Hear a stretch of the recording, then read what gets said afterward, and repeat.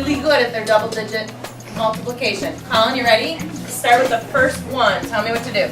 As the Common Core state standards are implemented in school districts nationwide, naturally there are a lot of questions about what the standards are and how they will affect students, your children. Basically, the Common Core establishes a single set of educational standards for kindergarten through 12th grade in English language arts and math. Now, there are a lot of resources out there that explain the Common Core in great detail, but we wanted to take the opportunity to show you exactly how the curriculum is being applied in classrooms throughout Broadalbin-Perth. We'll start out in first grade, where students in Miss Rogers and Miss Schwartz's classrooms are learning about the human body. Some of you might have thought that the skeletal system, or your skeleton, is scary.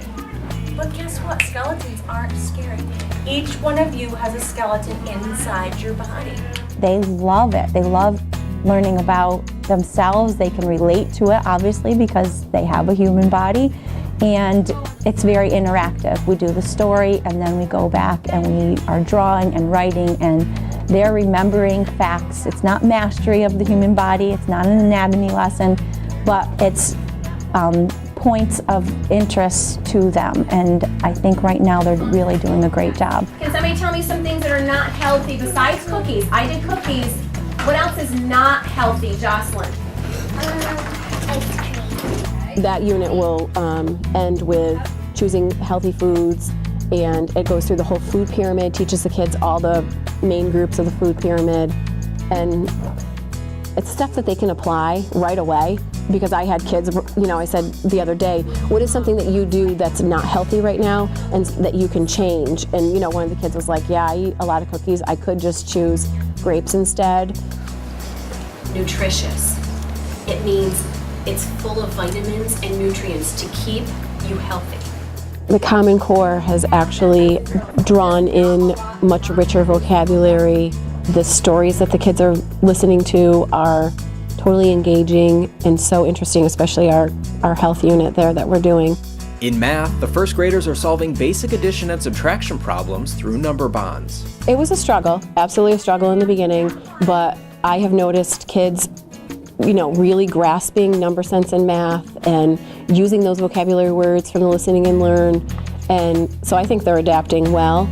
Coming in, I guess they probably knew some basic number sense, they knew some basic facts, but leaving, they're going to have a better idea of numbers and how numbers work, and they're able to solve those addition problems, like word problems. They're better able to think.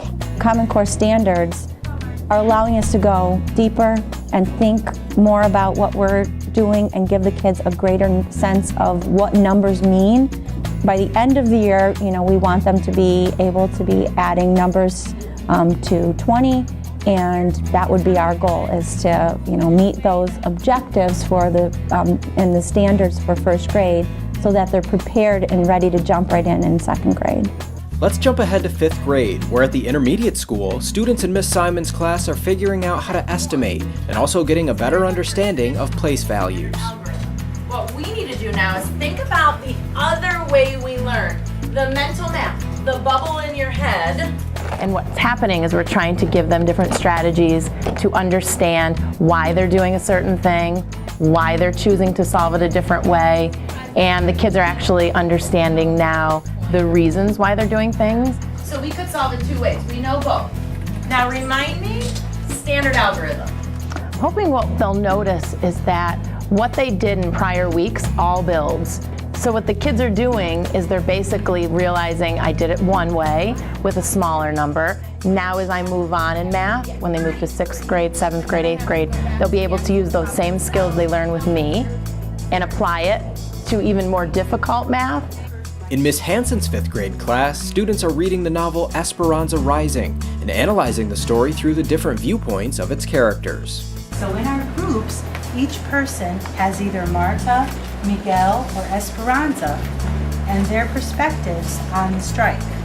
I'm seeing the depth level increase dramatically in the thinking, in the quality of the answers, in the students' ability to infer from text, to take things from the text and create their own ideas about it.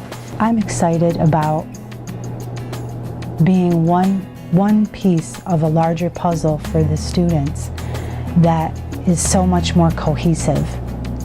To know for sure that what I'm doing with them today, when they're 10 years old, will serve them as they go and give them the skills to be successful academically, interpersonally, as teenagers and as adults. That's really exciting. At the middle school, students in Miss Thompson and Miss Ebersol's English class often work in pairs or groups of 3 to dissect what they're reading and try to decipher new vocabulary words. You did say a word that I think, yes, that's the word. An intruder, someone who is unwelcome. A good reading strategy is the use of context clues. What's before the word I don't know, what's after the word I don't know. And then, of course, the protocol, the modules ask them to think about those things first and then talk to each other about them. It's more of a student-focused classroom. Students are relying on each other more so than they are on us. So in the past, we've often been the ones that they look to find the answers, and now we're helping them look to each other. Let's look in on Miss Gilinardo's 6th grade math class, where they're learning about ratios and proportions. Okay, so 4 boys for every 5 girls, or 4 to 5. And what does the 5 to 4 mean, Abby? I think one thing that looks different this year is there's a lot more interaction between students than I ever had before. I think the methods I'm using are a lot different than I would have used in the past. I think I'm showing them more ways to solve a problem, giving them more strategies than I ever used in the past. So you can see Mr. Shaw did more, didn't he? And now into this year I can see it's a whole different process, and I really think in the long run students are going to understand mathematics better. They're going to understand why things are happening. So I think it's a very positive move, falling back to Common Core rather than what we used to do in the past. We move now to the high school, where Miss Spraker's 10th grade English class is discussing the development of the characters in St. Lucy's Home for Girls Raised by Wolves. That's a short story they've been dissecting for the past 10 weeks. They'll spend a total of 17 lessons on that text alone. And some of those lessons take a day. Most of them take more than a day. So you're going much deeper with information. You're doing more close reading. The process is much more intense. It takes much longer. We're going at a slower pace. So you're covering less, but the idea is that you're learning more. I know you're in the middle of 14 right now, but we need to talk about SL 9-10-4. The kids all received a Common Core Learning Standard tool, so that maps out the standards. And what it does is it's something that they carry with them every day. And so at the beginning of each lesson, we'll go over what the standards are for the lesson.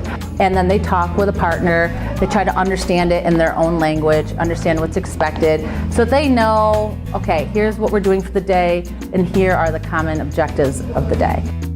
You need to relate it to the text, depending on what stage you're working on in your group.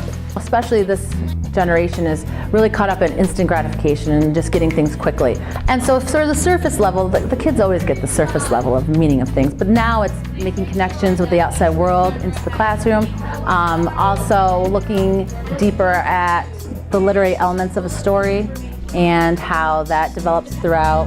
And I think it helps them to have a better comprehension of what's going on. Our last stop is Mr. Allegretti's 10th grade English class. They're also working on St. Lucy's Home for Girls, and the students just finished their final essays on the novel. Today, they're doing peer reviews of those essays.